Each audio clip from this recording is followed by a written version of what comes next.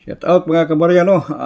Salamat sa nakapagbigay sa amin dito, no? Siguro na panood niya yung nung nakaraang content natin, no? Na hinahanap natin ng mga serial number. So ngayon may nakapagbigay na sa amin, no? Puro 20 piso. Yun, no? Gaya nung 1,000 pinapakita ko nung nakaraan, no? Yan, no? BT 179, 179.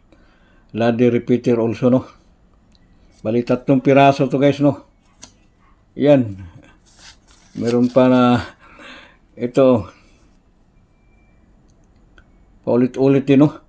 777222. Yan ang magandang kolektahin guys. Talagang iniipon namin, no? Mga kabarya. Ayan, no?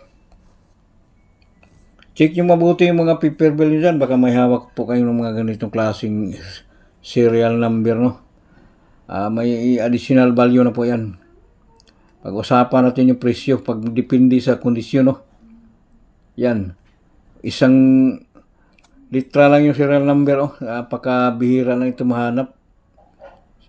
Isang litra lang, liter C lang. Tapos yung serial number, dalawahan, no?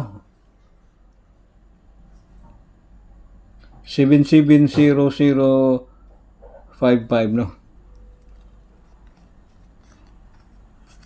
Also repeater. Yan, no?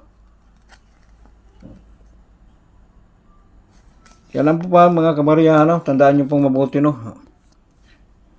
Patuloy po namin kinukulikta mga ganitong klaseng paper bill at saka mga banknote, no? Talagang iniipon talaga. Yan mga maswerteng dapat kuliktahin. Kasi sa ibang mga kolektor, mahal na talagang bilihan nila.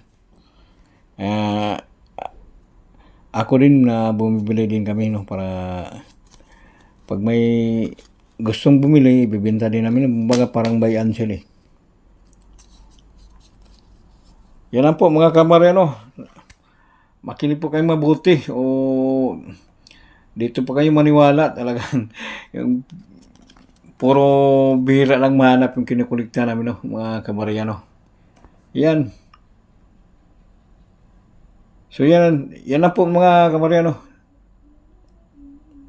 Salamat sa inyo lahat sa pagpanunod sa channel namin, no? Salamat.